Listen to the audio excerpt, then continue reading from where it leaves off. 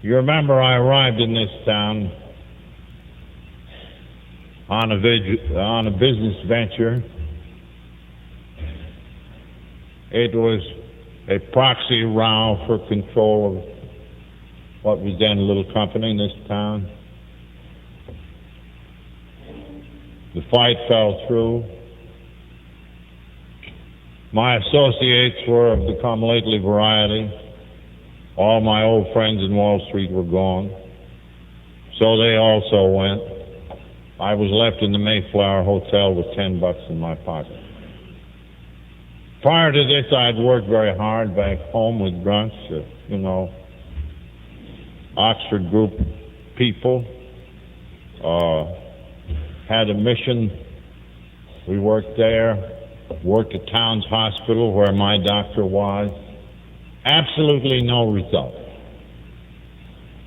And looking back, I see that I was still preaching to people.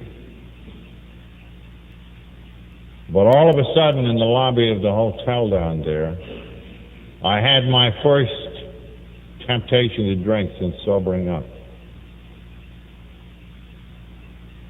And it suddenly dawned upon me that I might, while I had been granted by God a rebirth,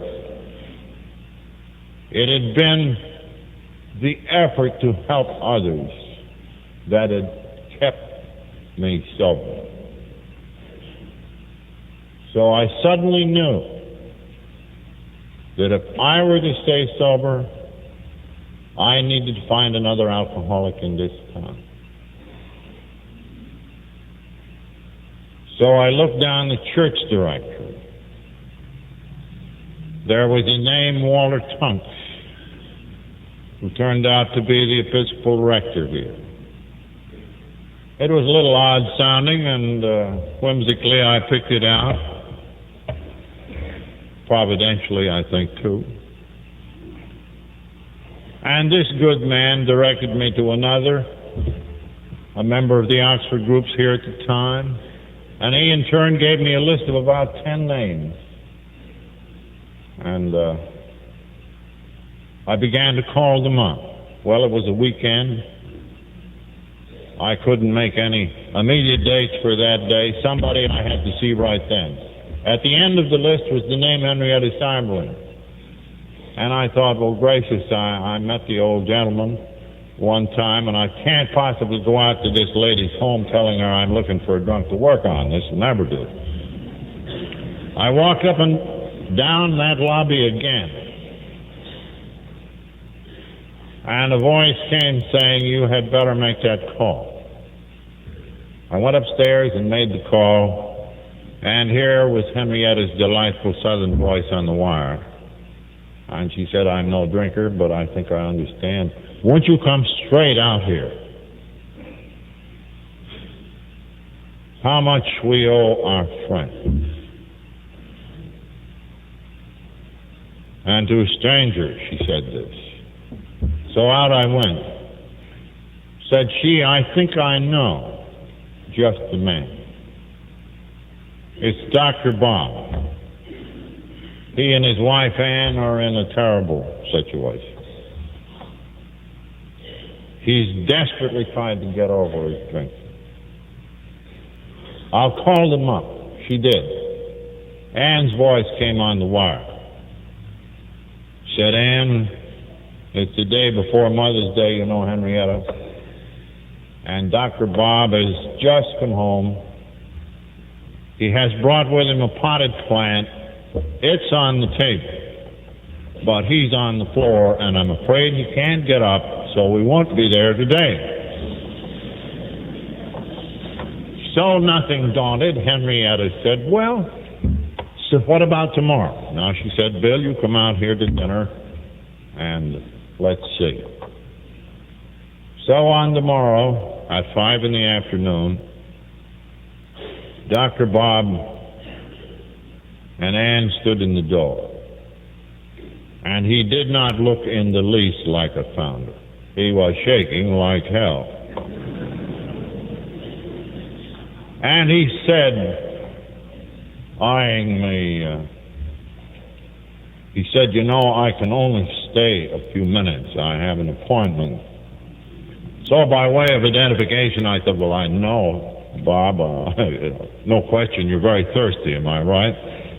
He was. Discreetly, Henrietta moved us into the little library. And we sat there and talked for hours. And right there, the whole character of what I had been doing back home changed. I thought to myself, I need this man as much as he needs me. And I so told him. Well, Dr. Bob in spiritual matters was far advanced on me. But as far as the drinking was concerned, it hadn't taken hold. Yet as a doctor, like so many, he had no idea that he was a sick man. And I acquainted him with that. Ann asked me to come over to the house and stay with them while I tried to carry on with this proxy jingle. Bob made one trip to Atlantic City, and it was hard for Ann to let him go, and sure enough, he came home boiled. There was a terrible dilemma. He had to sober up. He had to do a critical operation within 2 days or 3. So round the clock, Annie and I tapered him down. And we took him shivering up to the city hospital. Handed him 1 bottle of beer and 1 goofball, and he went in to carve up this patient.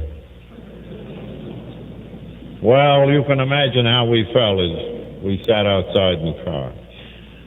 After a while, he came out. He said, "I'm going to take you folks home. I have some errands to do."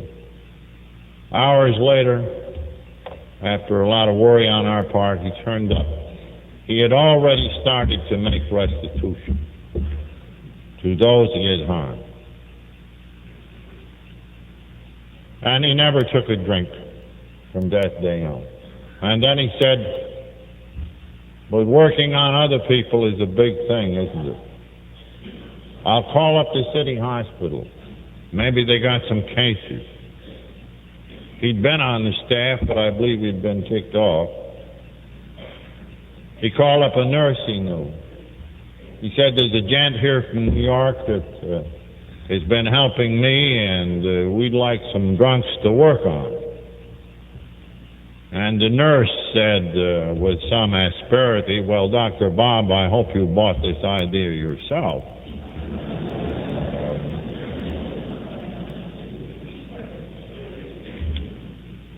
He said, "We've got a beaut."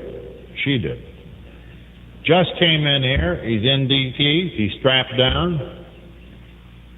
But before we got him strapped, he blacked the eyes of one of the nurses. He's been in here 4 times in the last 6 months. How's that? Bob said, "That's a dandy. Here's the way to medicate him. We'll be down tomorrow." On the morrow, there was the man on the bed. We walked in. We told him the story, and he said, "Well, it's too late for me." But he says, "Won't you come back again?" "Yes, Bill, we'll come back again," we said. Next morning, we came down. There was his wife, Henrietta, standing by the bed. Bill looked at us. Henrietta said, "These are the fellas that understand. Now listen to what they have to say." So we went over it again. And Bill said, "Henrietta, please fetch me my clothes. We're going home now." Bill never took another drink. And so God had wrought the first AA group in the world. And the magnificent sequel to this in this town, you know. Bob's association with Sister Ignatius. She and he ministering to 5,000 cases in the ensuing 10 years, from 1940 at St. Thomas. After his death, she ministering to another 10,000 cases. Indeed, I think it's altogether proper to say that these two were the prince and the princesses of 12 steps, and never will there be any more like them.